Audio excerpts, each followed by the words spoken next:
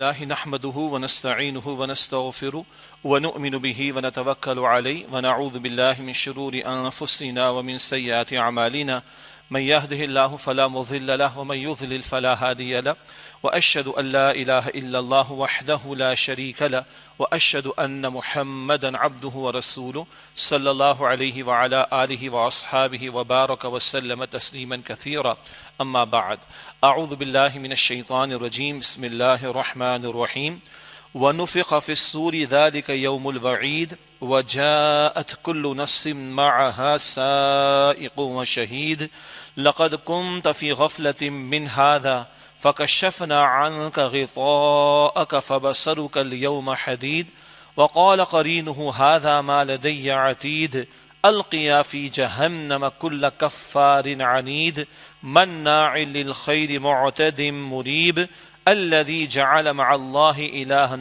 آخر فألقياه في العذاب الشديد قال قرينه ربنا ما أطغيته ولكن كان في ضلال بعيد قال لا تختصموا لدي وقد قدمت إليكم بالوعيد ما يبدل القول لدي وما أنا بظلام للعبيد صدق الله العظيم اللهم صل وسلم على نبينا محمد رب اشرح لي صدري ويسر لي أمري واحلل عقدة من لساني يفقهوا قولي واجعل لي وزيرا من أهلي آمین یا رب العالمین۔ قرآن حکیم کے 26ویں پارے میں سورہ قاف ہے جس سے قرآن حکیم کی آخری یعنی 7ویں منزل کا آغاز ہوتا ہے۔ اس کے دوسرے رکوع کی کچھ آیات میں نے آپ کے سامنے تلاوت کی ہیں۔ آپ کے علم ہے کہ خطاب جمعہ کی ترتیب میری اس طرح رہتی ہے کہ 2 جمعے کراچی اور 2 جمعے لاہور میں ذمہ داری کا معاملہ ہوتا ہے۔ گزشتہ جمعہ جو لاہور میں تھا تو اسی دوسرے رکوع کی ابتدائی چند آیات کا وہاں ہم نے مطالعہ کیا تھا۔ مختصراً یہ کہ سورہ قاف مکی صورت ہے اور یہاں سے قرآن حکیم کی آخری منزل کا آغاز ہوتا ہے اور اس کا غالب جو موضوع ہے وہ فکر آخرت ہے اور ہمارے اعمال پر سب سے زیادہ جو عقیدہ اثر انداز ہوتا ہے وہ آخرت کا عقیدہ ہے۔ جتنا موت کا یقین اور مرنے کے بعد کی زندگی اس کے حساب کتاب اور اکاؤنٹیبلٹی کا یقین ہوگا اتنے ہمارے اعمال درست ہوتے چلے جائیں گے۔ یہ موضوع اس سورہ قاف میں بھی ہے اور آخری منزل میں بھی۔ پھر سورہ قاف میں 3 رکوع ہیں۔ پہلے رکوع میں اللہ تعالیٰ کی صفت قدرت کا ذکر ہے، دوسرے رکوع میں اللہ تعالیٰ کی صفت علم کا ذکر بھی ہے اور اسی کے ذیل میں کل یعنی قیامت کی پیشی کا تذکرہ ابھی ہماری گفتگو میں مزید آگے چل کر آئے گا، اور تیسرے رکوع میں پھر اللہ تعالیٰ نے کچھ نتائج کا اور آخرت کا تذکرہ عطا فرمایا ہے۔ سورہ قاف کے اس رکوع کی جو ابتدائی ہم نے آیات گزشتہ جمعے میں لاہور میں زیر مطالعہ لانے کی کوشش کی ان کا میں ترجمہ کر دیتا ہوں۔ ارشاد ہوا سورہ قاف کی آیت نمبر 16 سے وَلَقَدْ خَلَقْنَا الْإِنسَانَ وَنَعْلَمُ مَا تُوَسْوِسُ بِهِ نَفْسُهُ وَنَحْنُ أَقْرَبُ إِلَيْهِ مِنْ حَبْلِ الْوَرِيدِ۔ اللہ فرماتے ہیں کہ یقیناً ہم نے انسان کو پیدا کیا اور ہم جانتے ہیں جو اس کا نفس اس کے سینوں میں اس کے اندر وسوسے ڈالتا ہے۔ وَنَحْنُ أَقْرَبُ إِلَيْهِ مِنْ حَبْلِ الْوَرِيدِ، اور ہم انسان کی شہرک سے بھی زیادہ اس کے قریب ہیں۔ اللہ ہمارے اقوال اور اعمال کو تو جانتا ہی ہے، ہمارے سینوں کے راز ہوں، نیتیں اور ارادے ہوں، تحت الشعور میں کوئی بات پوشیدہ ہے، سب کانشیس لیول پر کوئی بات موجود ہے، اللہ واقف ہے، اور اللہ اپنی شان کے مطابق ہمارے ساتھ ہے اور ہماری شہرک سے بھی زیادہ ہم سے قریب ہے۔ اللہ البتہ اس کیفیت کو سمجھنا ہمارے لیے ممکن نہیں۔ اذ يتلقى المتلقيان عن اليمين وعن الشمال قعيد، جب بھی وہ کوئی کام کرتا ہے تو 2 لکھنے والے جو دائیں اور بائیں بیٹھے ہیں وہ لکھ لیتے ہیں، یہ جنہیں ہم کرامن کاتبین کہتے ہیں، یہ دونوں موجود اور یہ لکھا ہوا کل ہمارے سامنے پیش ہونا ہے۔ اللہ از خود سب کچھ جانتا ہے، مگر یہ بندوں پر اتمام حجت کے لیے بھی۔ کچھ لوگ ہوں گے کھڑے ہو کر جھوٹ بولنا چاہیں گے قیامت کے دن، مشرکین ہیں، منافقین، تو اللہ تعالیٰ ان کے منہ بند کر دے گا۔ اور بہرحال پچھلی گفتگو میں ہم نے بات رکھی تھی کہ انسان کے وجود کے 6 اعضاء اس کے خلاف قیامت کے دن گواہی دیں گے اور یہ لکھا ہوا نامہ اعمال بھی پیش کر دیا جائے گا۔ اللہ تعالیٰ ہم سب کے حساب کو آسان فرمائے۔ تو یہ 2 فرشتے کرامن کاتبین لکھنے کے لیے تیار بیٹھے ہوتے۔ ما یلفظ من قول الا لدیہ رقیب عتید، کوئی بات اس کی زبان پر، کوئی لفظ اس کی زبان پر نہیں آتا مگر ایک نگہبان اس کے پاس تیار رہتا ہے۔ مراد وہ فرشتہ لکھنے کو تیار بیٹھا ہوتا ہے اور آج ہم اسمارٹ فون اور موبائل فون یہ سارے گیجٹس اور آلات استعمال کر رہے ہیں، تو اب ان باتوں کو سمجھنا کوئی مشکل بات نہیں ہے۔ پھر آڈیو لیکس بھی آتی ہیں اور ویڈیو لیکس بھی آتی ہیں، سب کو معلوم ہے یہ لکھت پڑھت کیا ہوتی ہے، مگر یہ سارا آڈیو لیکس کا معاملہ، ویڈیو لیکس کا معاملہ، یہ اسمارٹ فونز کا معاملہ، یہ اور گیجٹس اور آلات کا معاملہ، یہ انسانی معاملات ہیں۔ خالق کائنات نے کیا کچھ اہتمام کیا ہوگا، بچنے کا کوئی امکان نہیں۔ اللہ تعالی ہم سب کے حساب کو آسان فرمائے۔ فرمایا کہ وَجَاءَتْ سَكْرَةُ الْمَوْتِ بِالْحَقِّ، اور موت کی بے ہوشی حقیقت کے اعتبار سے سامنے آ گئی۔ مراد ہے کہ جب موت آتی ہے تو مرنے والے کو بھی پتہ چل گیا کہ آج آ گئی ہے مجھے موت، اور یہ موت کی بے ہوشی کا آنا یعنی موت کا کیفیت کا طاری ہونا یہ برحق ہے، اس میں کوئی شک نہیں۔ اور اللہ کے پیغمبر علیہ السلام کے الفاظ ہیں، لا الہ الا اللہ، لا الہ الا اللہ، لا الہ الا اللہ، ان للموت سکرات، ان للموت سکرات، ان للموت سکرات۔ حضور فرماتے ہیں علیہ السلام کہ یقیناً موت کی سختی ہے، یقیناً موت کی سختی ہے، یقیناً موت کی سختی ہے۔ اور آپ نے صرف فرمائے نہیں، آپ نے دعا ارشاد فرمائی، بلکہ دعا تعلیم فرمائی، اللہم انی اعوذ بک من سکرات الموت، اے اللہ میں تیری پناہ میں آنا چاہتا ہوں موت کی سختیوں سے۔ وہ امام الانبیاء ہیں، خطاؤں سے پاک ہیں، معصوم ہیں، اور بعد از خدا بزرگ تو یہ قصہ مختصر جن کا درجہ اور مقام ہے، مگر وہ دعا کر رہے ہیں اللہم انی اعوذ بک من سکرات الموت، اے اللہ میں تیری پناہ میں آنا چاہتا ہوں موت کی سختیوں سے۔ اللہ ہم سب کو موت کی سختی سے محفوظ رکھے۔ فرمایا کہ ذالک ما کنت منہ تحید، یہ جس سے تو بھاگا کرتا تھا۔ قرآن حکیم جا بجا مختلف پیرایوں میں بیان کرتے ہیں، گزشتہ جمعے کے خطاب میں اس پر کلام ہو گیا۔ یہاں تک یہ سورہ قاف کے دوسرے رکوع کی چند آیات کا ہم نے پچھلے جمعے مطالعہ کیا تھا۔ آج ارادہ ہے کہ اسی سلسلے کو آگے بڑھایا جائے، اس لیے کہ قرآن حکیم واعظ ہے، یہ اللہ کی طرف سے آیا ہوا وعد ہے، یہ دلوں کو نرم کر دیتا ہے، یہ پہاڑوں کو ہلا دینے والا کلام ہے، یہ غفلتوں کو دور کرنے والا ہے، یہ بندوں کو رب کی طرف متوجہ کرنے کے لیے آیا ہے۔ اور جمعے کے خطاب کا ایک بڑا مقصد اور حاصل بھی کیا ہے، یہی واعظ، یہی نصیحت، یہی یاد دہانی، یہی ایڈمونیشن، تاکہ لوگوں کے دل نرم ہوں، سختیاں آ جاتی دلوں میں، غفلت طاری ہو جاتی ہے، یہ سختی دل کی دور ہو جائے، یہ دل نرم ہو جائیں، یہ غفلتیں دور ہو جائیں، اور بندوں کے دل میں احساس پیدا ہو کہ یہ بندے ہیں، انہیں بندے بن کر رہنا ہے، اور ان کا ایک رب اور مالک ہے جس کے سامنے ان کو حاضر ہونا ہے۔ اب اگلی بات جو آ رہی ہے وہ قیامت کا برپا ہونا۔ ایک ہے فرد کی قیامت، میری اور آپ کی۔ ایک روایت حدیث کے مطابق مات فقط قامت قیامت ہو، جو مر گیا اس کی تو قیامت واقع ہو گئی۔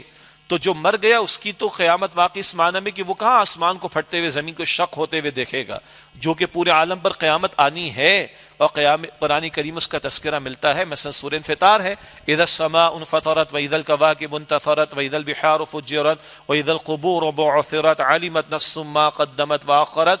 آسمان پھٹ جائے گا، ستارے جھڑ پڑیں گے، سمندر ابل پڑیں گے، قبریں کھول دی جائیں گی، ہر ایک جان لے گا اس نے کیا آگے بھیجا کیا پیچھے چھوڑا۔ یہ پورے عالم دنیا پر قیامت آنی ہے، مگر جس کی آج موت واقع ہوگی اس کی تو قیامت گویا کہ برپا ہو گئی۔ اب وہ کہاں آسمان کو پھٹتے زمین کو شق ہوتے ہوئے دیکھے گا۔ لیکن ایک قیامت فرد کی ہے، قیامت صغرا کہہ لیں، چھوٹی قیامت۔ ایک قیامت پورے عالم دنیا کی ہے، قیامت کبریٰ، وہ ہے جس کا ذکر اب اگلی آیات میں ہے۔ سورہ قاف کی اگلی آیت ہے آیت نمبر 20، ارشاد ہوا وَنُفِخَ فِي الصُّورِ، اور سور پھونکا جائے گا، ذَلِكَ يَوْمُ الْوَعِيدِ، یہی وعید کا دن ہے، عذاب کے ڈراوے کا دن، اور ایک ترجمہ کیا گیا وعدے کا دن ہے، یعنی عذاب جو آنا ہے مجرمین پر وہ اللہ کا وعدہ ہے، وہ دن آ کر رہے گا۔ اللہ ہم سب کی حفاظت فرمائے۔ یہ سور کو پھونکا جانا یہ ہمارے عقائد میں ہے، یعنی کسی لیبارٹری میں جا کے اس کو ثابت نہیں کیا جا سکتا، عقلی طور پر یہ ثابت شدہ بات نہیں ہے، یہ تو ہماری عقیدے کا معاملہ۔ یہ ساری بحث ہے آج کے دور میں کہ جو نظر آئے گا اس کو مانیں گے، جو نظر نہیں آئے گا اس کو نہیں مانیں گے، یہ تو الحاد ہے۔ ہمارا تو ایمان شروع ہوتا ہے اندیکھی باتوں کو مان کر، الذین یؤمنون بالغیب کی بات ہے، ہم تو غیب پر وہ باتیں جو دکھائی نہیں دیتی ان کو مانے بیٹھے ہیں، جیسے کہ کرامن کاتبین کا ذکر ہے، مانے بیٹھے ہیں، لیکن نظر تو نہیں آتے۔ ابھی آگے ذکر آ جائے گا، کل وہ بھی نظر آ جائیں گے، ابھی ذکر آ جائے گا لیکن ابھی نظر نہیں آ رہے وہ۔ تو فرمائے کہ وَنُفِخَ فِي الصُّورِ، سور پھونکا جائے گا۔ پھر تفصیل ہے، اکثر مفسرین کی رائے 2 مرتبہ پھونکے جانے کے بارے میں، بعض کی 3 مرتبہ پھونکے جانے کے بارے میں، وہ بحث اپنی جگہ پر، مگر بہرحال یہ سور پھونکا جائے گا، قیامت برپا ہوگی۔ ہم تو قیامت کو بہت دور سے سنتے ہیں، محسوس کرتے ہیں۔ رسول اللہ علیہ الصلوۃ والسلام نے فرمایا کہ اسرافیل انتظار میں ہے کہ ابھی اللہ کا حکم اور وہ سور میں پھونک مارے اور قیامت برپا ہو جائے۔ تو میں کیسے دنیا میں دل لگا لوں، میں کیسے کھلکھلا کر ہنسنے کی باتیں کروں؟ اسرافیل تو کان لگائے بیٹھا ہے، ادھر اللہ کا حکم، ادھر وہ سور میں پھونک مار دے، قیامت برپا ہو جائے۔ یہ ہمیں جو شاید قیامت کو بہت دور محسوس کرتے ہیں، اور ایک قیامت صغرا یعنی چھوٹی قیامت تو سر پر ہے، میری اور آپ کی موت وہ کسی وقت بھی آ سکتی، جیسے کہ ذکر آیا۔ بہرحال یہ عالم دنیا بنانے والی قیامت، ونفخ فی الصور، اور سور میں پھونک ماری جائے گی، ذالک یوم الوعید، یہی وعید کا دن۔ وعید ڈراوے کو کہتے ہیں، عذاب کا ڈراوا، اور ایک ترجمہ وعدے کے اعتبار سے بھی کیا گیا، جو وعدہ ہے اللہ کا، وہ مالک یوم الدین کا اقرار جو ہر نماز کی حرکت میں ہم کرتے ہیں، وہ قیامت برپا ہو کر رہے گی، وعدہ برحق ہے، اور یہ قیامت کا دن۔ فرمایا کہ وجاءت کل نفس معها سائق و شہید، اور ہر شخص آئے گا اس کے ساتھ ایک اس کو ہانکنے والا، چلانے والا ہوگا، اور ایک اس کے ساتھ گواہی دینے والا ہوگا۔ یہ دو کا ذکر ہے، مراد یہ فرشتے ہیں، اور اکثر مفسرین کی رائے کہ یہ دو جو کرامن کاتبین ہیں، ہر ایک بندے کے ساتھ اللہ نے لگا رکھے ہیں، یہی ہوں گے۔ تو ایک ہانکنے والا ہوگا میدان حشر کی طرف پیشی کے لیے، اللہ کے سامنے پیش کرنے کے لیے اس کو ہانک کر لے جا رہا ہوگا، اور دوسرا شہید جو گواہی دینے والا ہوگا۔ جب پیشی ہوگی تو اعمال نامہ پیش کیا جائے گا، کوئی جھوٹ بولنا چاہے گا تو ریکارڈ پریزنٹ کر دیا جائے گا۔ تو یہ دو فرشتوں کا اصل میں ذکر ہے، وجاءت کل نفس معها سائق و شہید، اور ہر شخص آئے گا اس کے ساتھ ایک چلانے والا، اس کو ہانکنے والا ہوگا، اور ایک گواہی دینے والا۔ یہ وہی جیسے کہ میں نے عرض کیا کرامن کاتبین ہی کی رائے اکثر مفسرین نے بیان فرمائی۔ لقد كنت في غفلة من هذا، یقیناً تو اس کے بارے میں غفلت میں مبتلا تھا۔ فکشفنا عنك غطاءك، پس آج تجھ پر سے ہم نے اس پردے کو ہٹا دیا۔ فبصرك اليوم حدید، تو آج تیری نگاہ بہت تیز ہے۔ دنیا میں تو پردہ تھا، اور اس پردے میں رکھ کر ہی تمہارے امتحان تھا۔ یہ جنت تمہیں دکھائی نہیں دیتی تھی، جہنم تمہیں دکھائی نہیں دیتی تھی، حشر کا میدان تمہیں دکھائی نہیں دیتا تھا، ایون تمہارے ساتھ موجود کرامن کاتبین بھی تمہیں نظر نہیں آتے تھے۔ آج تو کیفیت کیا ہے؟ وہی ایک ہانکنے والا ہے، اور انہی میں سے ایک گواہی دینے والا دیکھ رہے ہو۔ وہ تمہارے کاندھوں پر تمہارے ساتھ بیٹھے ہوئے جو دنیا میں نظر نہیں آتے تھے، آج وہ تمہارے ساتھ کھڑے ہیں، تمہیں لے کر جا رہے ہیں، اور تمہارے تعلق سے اللہ کے سامنے گواہی پیش کر رہے ہیں۔ تو یہ دنیا بہرحال اللہ نے پردہ تو رکھا ہے، اسی پردے میں رکھ کر آپ کا میرا امتحان ہے۔ ورنہ جب یہ پردہ ہٹے تو فرعون ایمان لانے کو تیار ہوتا ہے۔ فرعون جیسا شخص جس نے خدائی کا دعویٰ کیا، انا ربکم الاعلی، میں تمہارا رب اعلیٰ ہوں، اس نے یہ دعوے کیے۔ جب اس کو اللہ تعالیٰ غرق کر رہا تھا تو کہتا ہے میں ایمان لے آیا۔ اللہ فرماتا ہے ایمان لانے کا کیا فائدہ؟ جب یہ حالت نزاع طاری ہوتی ہے، موت کی کیفیت طاری ہونے لگتی ہے، اور اس عالم سے بندہ اس عالم کی طرح، عالم برزخ کہہ لیں، ٹرانسفر ہو رہا ہوتا ہے، تو بس یہ عالم ختم، مہلت عمل ختم۔ اب جب یہ پردہ ہٹے تو اس وقت تو فرعون بھی ایمان لانے کو تیار ہے، سارے مانیں گے، مگر اب ماننے کا کوئی فائدہ نہیں۔ قیامت کے دن سارے مانیں گے، سارے بڑے بڑے کافر، اللہ ایک چانس دے دے، ایک مرتبہ لوٹا دے، فرجعنا نعمل صالحا، اللہ لوٹا دے، ہم نیک عمل کرنے والے ہو جائیں گے نا، وہ دیکھ کے تو سارے مانیں گے۔ ماننے کا فائدہ آج ہے جب اللہ نے پردے میں رکھا ہوا ہے کچھ معاملات کو، غیب میں رکھا ہوا ہے کچھ معاملات کو، لیکن بہرحال دنیا میں تو غفلت میں پڑا رہا، تیرے سامنے پیغمبر کی دعوت آئی، تیرے سامنے وحی کی تعلیم آئی، تیرے سامنے اللہ کے رسول اپنی اللہ کی کتابیں پیش کرتے رہے، پھر رسولوں کے معاونین اور ان پر ایمان لانے والے، وہ نذیر، ڈرانے والے، خبردار کرنے والے صالحین نیک بندے تیرے سامنے جنت کا ذکر کرتے، جہنم کا ذکر کرتے، موت کے بعد کی زندگی کا ذکر کرتے، رب کے سامنے پیشی اور حاضری کا یقین تجھے دلاتے، مگر نہیں، تو نے منع کر رکھا تھا، تو نے انکار کر رکھا تھا، یا اس کو نظر انداز کر رکھا تھا، اس کو اہمیت نہیں دی تھی، غفلت میں پڑا ہوا تھا۔ ذرا ہم بھی تو اپنے اندر دروں بینی کی کوشش کریں، سیلف اسیسمنٹ کی کوشش کریں، موت کا تذکرہ کتنا میرے اور آپ کے سامنے رہتا ہے، اور 5 وقتہ نماز اول تو فرض ادا کرنی ہے، یہ مالک یوم الدین کا اقرار اور اظہار اور اس کی تکرار اور اس کی ریپیٹیشن، یہ مالک یوم الدین، اللہ بدلے کے دن کا مالک ہے، is a lord of the day of judgement, کیا یہ یقین سے کہتے ہیں ہم؟ اور اس اقرار کے بعد مسجد سے باہر جاتے ہیں تو کیا وہاں بھی اللہ کو ہم بڑا مانتے ہیں؟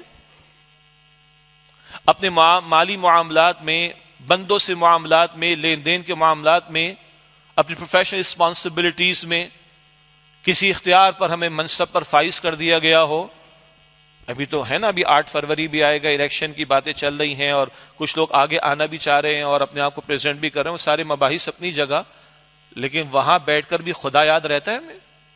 موت یاد رہتی؟ اگر غافل ہیں اور بھولے ہوئے ہیں اور مرنے کا ذکر بھی سننے کو تیار نہیں، موت یاد ہمیں نہیں ہے، ہر دن لوگوں کی لاشیں دیکھ رہے ہیں، ہر دن لوگوں کی خبریں مرنے کی سن رہے ہیں، ہر دن لوگوں کے جنازے ہم اٹھتے ہوئے دیکھ رہے ہیں، تو کیا اپنی موت ہمیں یاد ہے؟ اگر غافل ہو تو رہو غافل، دنیا میں اللہ نے موقع امتحان کا تمہیں دیا، لیکن کل تو تمہاری نگاہیں بڑی تیز ہوں گی، یہ سارے پردے ہٹیں گے۔ اور اللہ فرما رہا ہے لقد كنت في غفلة من هذا، یقیناً اس سے قبل تو بڑی غفلت میں پڑا ہوا تھا، فكشفنا عنك غطاءك، بس آج ہم نے تجھ سے تیری نگاہ پر سے پردہ ہٹا دیا، فبصرك اليوم حدید، بس آج تیری نگاہ بڑی تیز ہے۔ مسئلہ بھائی یہ ہے کہ ماننے کا فائدہ ادھر ہے، ادھر تو ہر ایک مانے گا، کل ماننے کا کوئی فائدہ نہیں۔ اور آج ماننے کا مطلب نہیں کہ مان لیا نا، ماننے کے تقاضوں پر عمل کرنا۔ مومن چلتا پھرتا نظر آتا ہے، حدیث میں آتا ہے مومن وہ جسے دیکھ کر اللہ تعالیٰ یاد آئے، اس کی گفتگو سے، کردار سے، جیسچر سے، اس کی گیٹ اپ سے، اس کے آؤٹ لک سے، اس کے معاملات سے، اس کے لین دین سے پتہ چلتا ہے کہ اللہ کا بندہ ہے، یہ خدا نہیں بن کر بیٹھا ہوا معاذ اللہ، یہ فرعون بن کر نہیں بیٹھا ہوا معاذ اللہ، نہ اس کو خوف خدا ہے۔ یہ لین دین کے معاملات میں، کاروبار کے معاملات میں، قرض کے معاملات میں، بہنوں بیٹیوں کو وراثت میں حصہ دینے کے معاملات میں، کڑوی باتیں ہیں نا، یہ کھرا آدمی ہے۔ تو مومن وہ جسے دے کر اللہ سبحانہ و تعالیٰ یاد آ جائے۔ کیسا ہے آج؟ بہرحال کل تو نگاہیں تیز ہوں گی، یہ سارے پردے ہٹ جائیں گے، سب کچھ تمہارے سامنے پریزنٹ ہو جائے گا۔ اور اللہ کی کتنی شان کریمی ہے، اللہ نے مجھے اور آپ کو یہ باتیں آج بتا دی ہیں، سجھا دی ہیں، سمجھا دی ہیں، ایک نہیں 20 مرتبہ، 6000 پلس آیات ہیں قرآن حکیم میں نا، 6000 سے زیادہ، سینکڑوں مرتبہ یہ موضوع قرآن پاک میں آیا ہے۔ بہرحال اللہ تعالیٰ میرے اور آپ کے دلوں کو نرم فرمائے۔ رسول اللہ علیہ السلام نے ایک دن دیکھا بعض لوگوں کو، اب حضور کے دور کی بات ہے صلی اللہ علیہ وسلم، گزرا کھلکھلا کر باتیں ہو رہی، مسکرا کر باتیں ہو رہی، اللہ کے رسول علیہ السلام نے فرمایا کہ اگر تم غفلتوں کو توڑ دینے والی موت کو کثرت سے یاد رکھو، اگر تم غفلتوں کو توڑ دینے والی موت کو کثرت سے یاد رکھو تو تمہاری کیفیت نہ ہو۔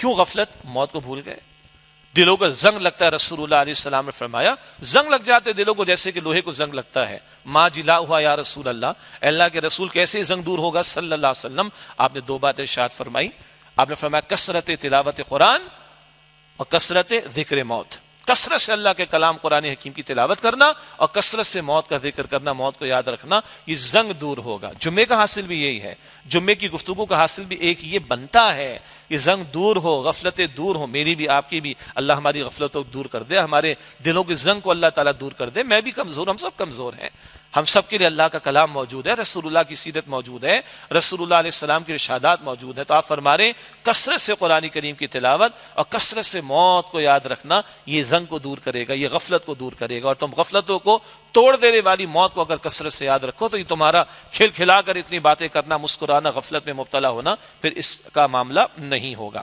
آگے فرمایا وَقَالَ قَرِينُهُ هَذَا مَا لَدَيَّ عَتِيدٌ، اور اس کا ہم نشیں کہے گا، اس کا ساتھی، کہ یہ ہے جو میرے پاس حاضر ہے۔ کیا مراد؟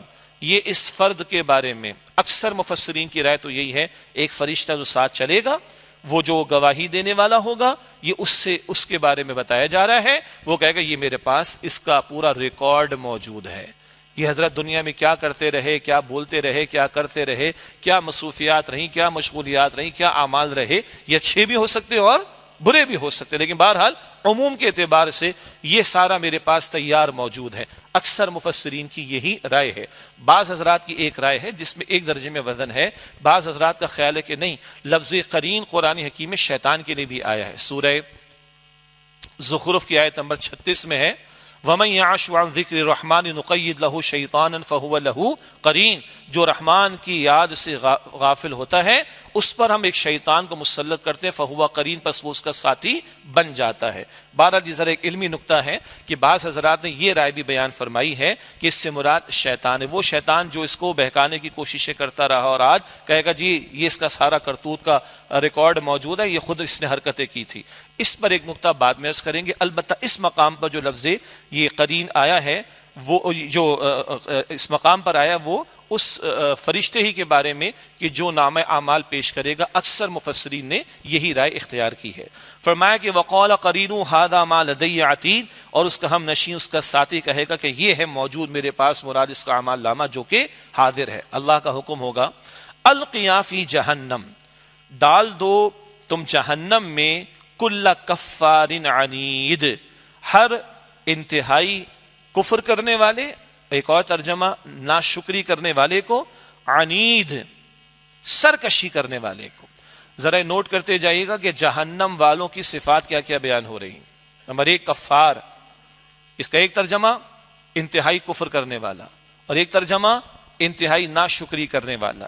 علمی تفصیل میں جانے کا موقع نہیں، لیکن 2 مفاہیم واضح طور پر موجود ہیں: اللہ کا انکار، پیغمبروں کی تعلیم کا انکار، وحی کی تعلیم کا انکار، اور ڈٹ جانا اس انکار کے اوپر، یہ ہے کفار، انتہائی کفر کرنے والا۔ اور ایک ہے ناشکرا، جیسے قرآن حکیم میں شکر کے مقابلے میں لفظ کفر استعمال ہوتا ہے نا، فَاذْكُرُونِي أَذْكُرْكُمْ وَاشْكُرُوا لِي وَلَا تَكْفُرُونَ، میرا شکر ولا تکفرون، شکر ادا کرو میری ناشکری نہ کرو۔ تو یہ شکر کفار انتہائی ناشکرے پن کے اعتبار سے، اس کے ذیل میں ہم اپنا جائزہ لیں۔ فَبِأَيِّ آلَاءِ رَبِّكُمَا تُكَذِّبَانِ کے ذیل میں ہم اپنا جائزہ لیں۔ ہر نماز کی ہر رکعت میں سورۃ الفاتحہ کی پہلی آیت میں ہم اپنا جائزہ لیں، الحمدللہ رب العالمین، اللہ نے مجھے اور آپ کو کتنا نوازا ہے۔ اور جس کسی کو اپنے بارے میں پریشانی ہے کہ میں بڑا ڈپرائیوڈ آف ہوں، میں تو بڑا محتاج ہوں، میں تو بڑا کمزور ہوں مالی و دیگر اعتبارات سے، تو رسول اللہ علیہ السلام نے یہ بھی فرمایا کہ اپنے سے نیچے والے کو دیکھ لیں۔ جس کے جسم پر کچھ نہیں ہے نا، اور ہاتھ اور پیر موجود ہیں، تو ذرا پوچھے اس سے کہ جس کے پیر کٹے ہوئے ہوں، ذرا پوچھے اس کے جس کے ہاتھ کٹے ہوئے ہوں، ذرا پوچھے اس سے کہ جس کی آنکھیں دیکھنے کے قابل نہیں، یا ذرا پوچھے جس کے دل کے اندر پرابلم آ چکی ہے، ذرا پوچھے اس سے اللہ سارے بیماروں کو شفائے کاملہ عطا فرمائے، کہ جس کے گردے صحیح کام نہیں کرے تو وہ ڈائلسس کے اوپر، ذرا پوچھے اس سے کہ جس کے وجود میں خون دوڑنے کے اندر رکاوٹ آ گئی، ذرا پوچھے اس سے کہ گرمی کے دنوں میں بھی جس کا پسینہ اس کے جسم کے مساموں سے نہیں نکلتا، تو کتنے اے سی یا کتنی برف کی سلیں لگا کر اس کو لٹانا پڑتا ہے۔ فَبِأَيِّ آلَاءِ رَبِّكُمَا تُكَذِّبَانِ، نیچے والے کو دیکھو، رسول اللہ علیہ السلام نے فرمایا دنیا کے معاملات میں تو اللہ کی نعمتوں کی قدر پیدا ہوگی۔ پہلی فرمایا ڈال دو تم اس کو جو انتہائی کفر کرنے والا، انتہائی ناشکری کرنے والا ہے، جہنم میں۔ القیا، اس میں بھی علمی بحث ہے کہ یہ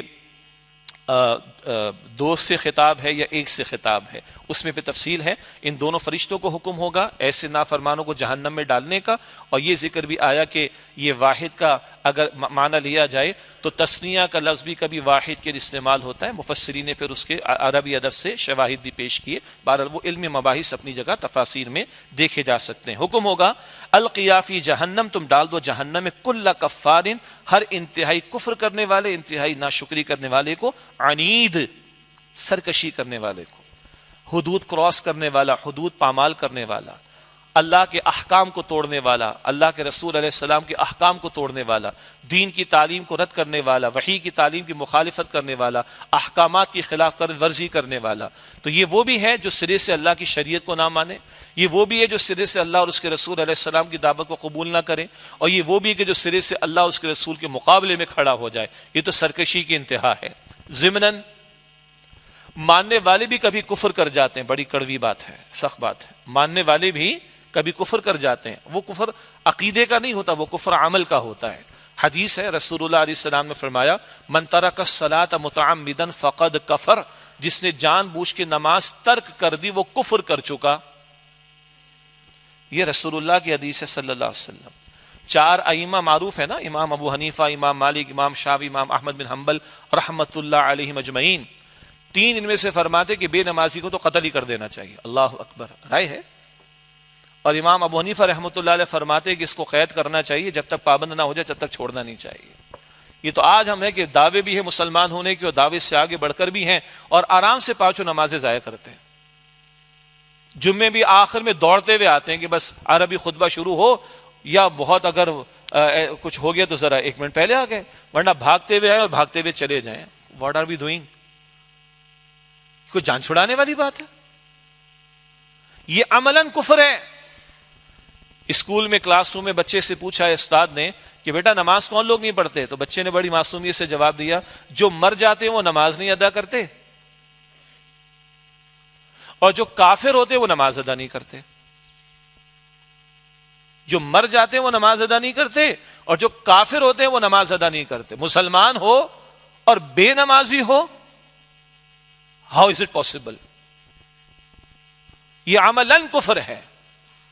تو جس نے جان بوجھ کے نماز ترک کی وہ کفر کر چکا. یہ رسول اللہ علیہ السلام کی حدیث ہے. بس ذہن میں رکھیں یہ عقیدے کا کفر نہیں ہے. بے نمازی اگر کلمہ پڑھتا ہے تو اس کا جنازہ ہم پڑھیں گے اور پڑھائیں گے, لیکن عملاً کیا ہے؟ یہ کفری روش ہے. حج کے بارے میں قرآن پاک فرماتا ہے سورہ آل عمران کی آیت نمبر 97 میں وَلِلَّهِ عَلَى النَّاسِ حِجُّ الْبَيْتِ مَنِ اسْتَطَاعَ إِلَيْهِ سَبِيلًا وَمَنْ كَفَرَ فَإِنَّ اللَّهَ غَنِيٌّ عَنِ الْعَالَمِينَ. اللہ کا حق ہے لوگوں کے ذمے جو اللہ کے گھر تک پہنچنے کی استطاعت رکھتا ہو وہ اللہ کے گھر کا حج کرے. اللہ ہم سب کو توفیق عطا فرمائے. وَمَنْ كَفَرَ, اور جو کفر کرے, فَإِنَّ اللَّهَ غَنِيٌّ عَنِ الْعَالَمِينَ, تو بے شک اللہ تمام جہان والوں سے بے نیاز ہے. کون ہے یہاں پر مراد؟ یہودی, عیسائی, ہندو, اس پر تو حج فرض نہیں ہے. پہلے تو اسلام لائے گا, پھر صاحب استطاعت ہوگا تو حج فرض ہوگا. وہ مسلمان جو استطاعت کے باوجود, زندگی میں ایک مرتبہ فرض ہے, وہ مسلمان جو استطاعت کے باوجود حج ادا نہیں کر رہا, عملاً کیا ہے؟ وہ کافر عملاً.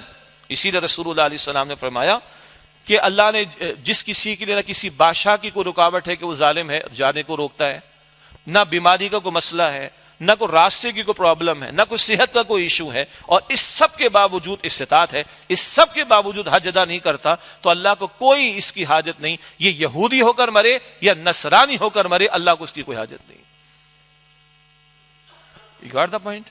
یہ عملاً کفر ہے.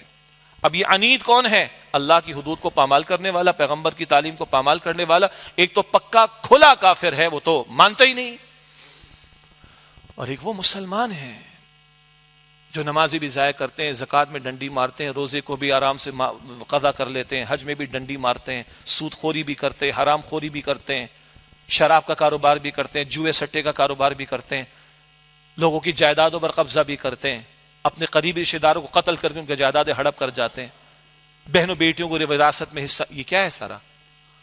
یہ عنیدی تو ہے, یہ مخالفت ہی تو ہے, یہ کراس کرنا ہی تو ہے باؤنڈریز کو, یہ احکامات کو پامال کرنا ہی تو ہے. اللہ میری آپ کی ہم سب کی حفاظت فرمائے. فرمایا اگلی بات, کون ہے یہ جس کو جہنم میں ڈالنے کا حکم؟ مناع للخیر, خیر سے منع کرنے والا. لفظ خیر قرآن کریم میں مال کے لیے بھی آتا ہے. وَإِنَّهُ لِحُبِّ الْخَيْرِ لَشَدِيدٌ, سورہ عادیات. مال کی بڑی شدید محبت ہے انسان کے اندر. تو مناع للخیر مراد ایک مال میں کنجوسی کرنے والا, خرچ کرنے میں کنجوسی کرنے والا, نہ اللہ کا حق ادا کرتا ہے, زکوٰۃ کی ادائیگی ہے, عشر کی ادائیگی ہے, اور اسی طریقے پر واجبات صدقات کی ادائیگی ہے, اینڈ سو آن. نہ حقوق العباد ادا کرتا ہے, اللہ نے وسعت دے رکھی لیکن اللہ کی مخلوق پر خرچ نہیں کرتا. ہاتھ کسی نے پھیلا دی, وسعت ہے, اور جینون کیس بھی لگتا ہے, مگر دل نرم نہیں ہو تو ہاتھ نہیں پھیلاتا. اللہ کے دین کو دیکھتا ہے کہ وہ پامال ہے, اللہ کا دین دیکھتا ہے کہ وہ مغلوب ہے, مگر اس کی جیب کی طرف ہاتھ نہیں جاتے. مال سے اپنے ہاتھ کو روکتا ہے, رائے خدا میں خرچ نہیں کرتا, نہ حقوق العباد کی خاطر نہ حقوق اللہ کی خاطر. یہ ہے مناع للخیر, مال کے معاملے میں روکنے والا یا رکنے والا, یعنی کنجوسی کرنے والا. اور خیر کا لفظ ہم سب جانتے ہیں, بھلائی کا کام, اچھا کام, عمدہ کام. تو نہ خود نیکیاں کرتا ہے نہ دوسروں کو نیکی کی دعوت دیتا ہے, بلکہ اس سے آگے بڑھ کر نیکی کے کاموں میں روڑے اٹکاتا ہے. کتنی آپ کی میری اس معاشرے کی بیٹیاں ہیں جو اماں عائشہ صدیقہ کا لباس اور بی بی فاطمہ کی چادر لینا چاہتی ہیں, مگر ماں باپ آڑے آ جاتے ہیں, بھائی آڑے آ جاتا ہے, گھر والے آڑے آ جاتے ہیں. کس سے روک رہے ہو تم؟ کتنے نوجوان ہیں جو چہرے پر محمد مصطفیٰ علیہ السلام کی سنت کو سجانا چاہتے ہیں, گھر والے آڑے آ جاتے ہیں, دوست مذاق اڑانا شروع کر دیتے. کتنے ہیں جو دین کے لیے اپنے آپ کو لگانا چاہتے ہیں, ٹھیک ہے معاش کی محنت وغیرہ بھی اپنی جگہ پر ہے, مگر گھر والے روڑے اٹکاتے ہیں, اپنے دوست احباب روڑے اٹکاتے ہیں. کن ہاتھوں میں چلا گیا؟ سبحان اللہ. مطلب وہ ڈانس کی پارٹیز میں جائے, وہ کانسرٹس میں جائے, وہ شراب جوئے کی محفلوں میں جائے تو کوئی ٹینشن نہیں, وہ دین کے ماحول میں جائے, قرآن سیکھنے کے لیے جائے, نیک لوگوں کی محفل میں جائے تو ٹینشن شروع ہو جاتی ہے. واٹ آر یو ڈوئنگ, کیا کر رہے ہو بھائی, کس سے روک رہے ہو؟ مناع للخیر, خیر سے مراد یہاں اب بھلائی, دوسرا ترجمہ, خیر کا کام, نیکی کا کام, بھلائی کا کام, روکنے والا, خود بھی روکتا ہے دوسروں کو بھی روکتا ہے, بلکہ نیکی کے کاموں میں رکاوٹ ڈالتا ہے. اور یہ کبھی حکومتی سطح پر ہوتا ہے, خیر کے کاموں میں رکاوٹ ڈالنا, مسجدوں پر پابندیاں لگانا, مدارس پر پابندیاں لگانا, دین کی بات کرنے والوں کے لیے زندگی کو اجیرن کرنا, دین کا کام کرنے والوں کے لیے زندگی کو اجیرن کرنا. ہاں قرآن کی محفل کے لیے پرمیشن لے کے 100 جتن کرنے پڑتے ہیں، اور کانسرٹ کروانے کے لیے، ناچ گانے کے پروگرام کے لیے نہ وہ اپنی 2 گاڑیاں بھی بھیجتے ہیں کہ آپ کی پروٹیکشن ہم کریں گے. اللہ اکبر کبیرہ. نیچے سے اوپر تک چلتا ہے معاملہ. آگے فرمایا معتد مریب، 2 الگ الگ باتیں. معتد اگین وہی بات، حد سے بڑھنے والا، حدود کو پامال کرنے والا، کراس کرنے والا، لمٹس کراس کرنے والا. تو ایک تو کافر ہے، وہ لمٹس مانتا ہی نہیں اللہ تعالیٰ کی، وہ تو کہتا ہے میری مرضی، it's my choice, it's my style. اور آج تو یہ پوری دنیا کا گلوبل ایشو بنتا چلا جا رہا ہے، میری مرضی میری فیلنگس. وہ کہا نا ٹرانسجینڈر کی ایشو کے اندر کہ جناب کوئی مرد کہتے ہیں میں فیل کر رہا ہوں ایک عورت کی طرح، تو اس کو عورت مان لیا جائے گا. ایک عورت کہتی ہے میں فیل کر رہی ہوں مرد کی طرح، اس کو مرد مان. اب تو فیلنگس کا مسئلہ آ گیا ہے. یعنی وہ لوگ کہ جو انٹلیکچولی دین کو پریزنٹ کرنے کی کچھ لوگوں کے سامنے کوشش کرتے ہیں، اچھے لوگوں کی بات کر رہا ہوں، وہ کہتے تھے پہلے ریشنل کے مقابلے میں ریشنل تو آ سکتا تھا نا، عقل کے مقابلے میں عقل آ سکتی تھی، عقل کا توڑ کرنے کی کوشش کر لے گی. اب اگلا کہتے ہیں میری تو فیلنگز ہی ہیں، اب اس کا کیا توڑ کریں گے؟ تو میری مرضی، اب یہ میری مرضی تو ہماری ابھی چلتا ہے، ہماری مرضی ہمارا اسٹائل، جو ہم چاہیں گے سو کریں گے. تو ایک ہے وہ کافر کہ جو حدود کو مانتا ہی نہیں ہے،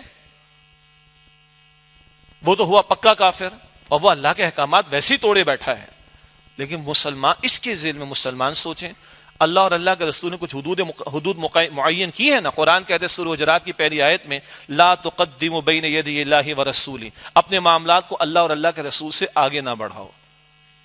سورہ احزاب کی آیت نمبر 36 میں کسی مومن کے لیے ممکن نہیں اذا قضى اللہ ورسولہ امرا ان یکون لهم الخیارۃ من امرهم، جب اللہ تعالیٰ اور اس کے رسول کوئی حکم طے فرما دیں، کوئی معاملہ طے فرما دے، تو اب بندہ مومن کو فیل کرے کہ اب میرا کوئی اختیار بچا ہے اس میں نہیں. ہاں جہاں اللہ تعالیٰ نے آزادی دی ہے، شراب منع ہے، حرام ہے، باقی جوسز 100 پیو کو مسئلہ تھوڑے روکا ہے، نہیں روکا. تو جہاں حدود معین کر دیں گے، یو کی ناٹ گو ٹو اس کی لمٹس کو کراس نہیں کر سکتے. لیکن یہاں تو اللہ اپنے حفظ و امان میں رکھے. چند مثالیں میں پہلے آپ کو دے چکا ہوں. یہ ہیں وہ حرکتیں جو کفار کی ہیں، یہ وہ حرکتیں جو اہل جہنم کے اوصاف کے طور پر بیان ہو رہی ہیں.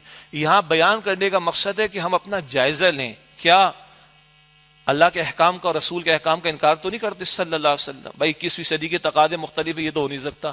بھائی کمزوری ہے، اعتراف کرو. انکار کیوں کرتے ہو؟ معاذ اللہ، انکار سے تو کفر لازم آ جائے گا. پھر ناشکری تو نہیں کرتے اللہ کی نعمتوں کی، اور شکر ادا کرتے بھی ہے کہ نہیں. پھر اللہ کے احکامات سے سرکشی تو نہیں کرتے. پھر اللہ کی راہ میں خرچ کرنے سے ہاتھ تو نہیں رکتا، اللہ کی مخلوق کو خرچ کرنے سے اگر اللہ نے وسعت دی ہاتھ تو نہیں رکتا.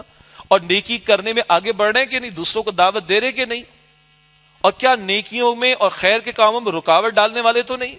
اور اگین پھر بات آ گئی، حد سے بڑھ تو نہیں رہے، لمٹس کراس تو نہیں کر رہے. اب اس کے لیے پتہ تو چلے کہ لمٹس ہیں کیا، حلال کیا ہے، حرام کیا ہے. سیدنا عمر کا دور رضی اللہ تعالیٰ عنہ، کوئی آ کے مارکیٹ میں دکان کھولتا تو سیدنا عمر کا پہلا کوشچن ہوتا بھائی حلال حرام کے مسئلے سیکھیں؟ نہیں جی، بند کرو، جا کے پہلے سیکھ کر آؤ پھر دکان کھولنا. ہر چیز میں پری ریکویزٹس ہیں. تو مسلمانوں کے معاملات میں کوئی یہ پری ریکویزٹ بھی ہونا چاہیے کہ نہیں. معلوم تو کرو تمہارے اس معاملے کے حوالے سے اللہ اور اس کے رسول کی تعلیم کیا ہے صلی اللہ علیہ وآلہ وسلم. یہ کراس پہ کراس کیے جا رہے لمٹس کو. اور مریب، شک میں مبتلا ہونے والا بھی ترجمہ، اور دوسرا شک اور شبہات میں مبتلا کرنے والا. یہ تو آ رہی ہے، یہ 5ویں بات اب آئی، اس پہ تفصیل اور ہو گئی کہ کفار میں 2 مفاہیم ہمارے سامنے آئے. مریب میں بھی 2 مفاہیم ہیں، شک میں مبتلا ہو جانا، اور دوسرا دوسروں کو شکوک اور شبہات میں مبتلا کرنا. شک میں مبتلا کفار اللہ کے بارے میں یقینی نہیں. اللہ کوشچن بھی کرتا اف اللہ شک فاطر السماوات والارض، کہ اللہ تعالیٰ کے بارے میں شک ہے جو آسمان و زمین کا پیدا فرمانے والا ہے، لیکن خالق کائنات کے بارے میں شک. سورہ کہف کی تلاوت جمعے کے دن کرنے کو کہا نا رسول اللہ علیہ السلام نے. یہ دجال کے فریب سے بچنے کے لیے آپ نے تلقین فرمائی صلی اللہ علیہ وسلم. اللہ مجھے اور آپ کو توفیق عطا فرمائے. اس میں باغ والے کا قصہ وہ کہتا ہے مرنے کے بعد تو مسئلہ ہی کوئی نہیں، کوئی ایشو کوئی نہیں، نتھنگ ڈوئنگ. سورہ یاسین کی تلاوت ہم کرتے ہیں اکثر لوگ، کون اس ہڈی کو دوبارہ زندگی دے گا بھائی بتاؤ؟ وہ بھائی وہی دے گا جس سے پہلی مرتبہ اس کو پیدا کیا تھا. لیکن شکوک و شبہات خالق کائنات کے بارے میں، ریزریکشن کے بارے میں، مرنے کے بعد دوبارہ زندگی کے بارے میں، ایک تو خوش شک میں مبتلا ہونا. اور پھر ایسا شخص کیا ہے، کنفیوز آدمی دوسروں کو بھی کنفیوز کرتا ہے. دوسروں کو شکوک و شبہات میں مبتلا کرنے والا. اور پچھلی 1 صدی کے اندر دین دشمنوں نے کام بہت کیے ہیں.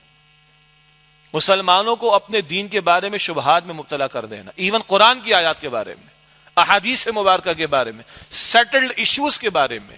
اور آج آپ غور کیجئے گا ہمارے معاشرے میں دین کے جو مسلمہ اگریڈ اپون معاملات ہیں ان پر آپ کو سوشل میڈیا پہ ڈسکشن کم ملے گا. اختلافی نوعیت کے معاملات جس کے اندر ذرا مرچ مسالہ لگے اور ذرا ریٹنگ اچھی مل جائے، ویوز اچھے مل جائیں، مونیٹائزیشن سے پیسہ اچھا کما لیں، استغفر اللہ، اس کے ذریعے لوگوں کے ذہنوں کو خراب کرنا، یہ بہت آپ کو ملے گا. اللہ ہمیں اس سے محفوظ رکھے. اللہ دین حق پر یقین بھی عطا فرمائے اور اس دین حق کے تقاضوں پر عمل کرنے کی مجھے اور آپ کو ہم سب کو اللہ سبحانہ و تعالیٰ توفیق عطا فرمائے. یہ بات چل کیا رہی ہے؟ جہنم میں ڈال دو کس کو؟ انتہائی کفر کرنے والے، ناشکری کرنے والے کو اور سرکشی کرنے والے کو. خیر سے روکنے والا مراد مال سے روکنے والا، مال روکنے والا، یا بھلائی کے کاموں سے روکنے والے کو، اور حد سے بڑھ جانے والے کو، اور شبہات میں مبتلا شخص کو، شبہات میں مبتلا کرنے والے کو.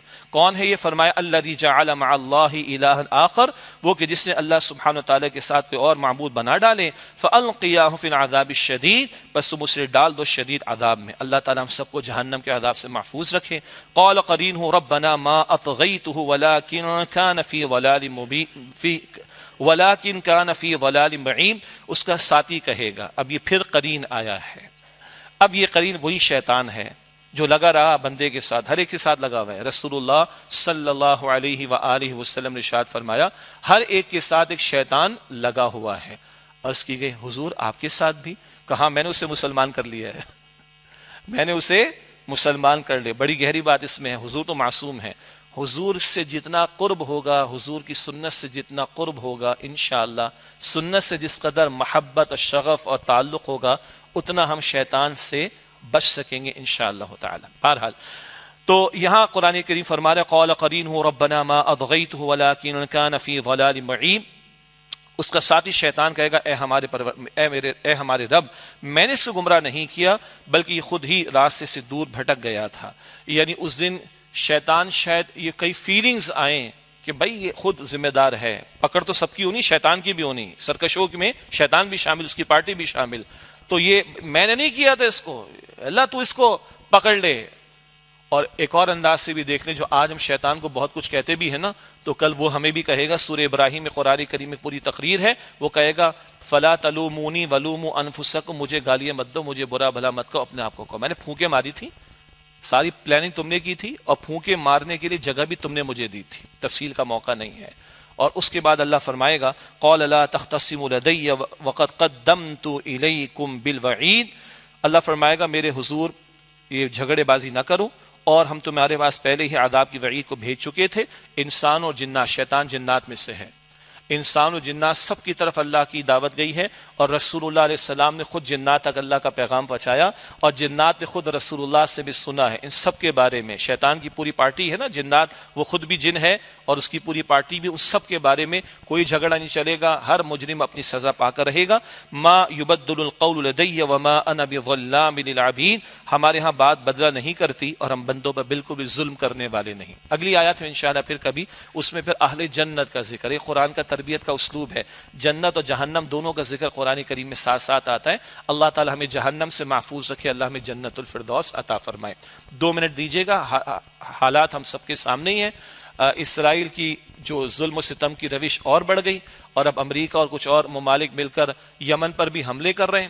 ہاں کچھ ہمت کی تو ساؤتھ افریقہ کی گورنمنٹ نے کی، اور انٹرنیشنل کورٹ آف جسٹس میں، عالمی عدالت میں انہوں نے مقدمہ اسرائیل کے خلاف قائم کیا نسل کشی پر، اور کل اور آج بھی اس کی ہیئرنگ وہاں پر ہے.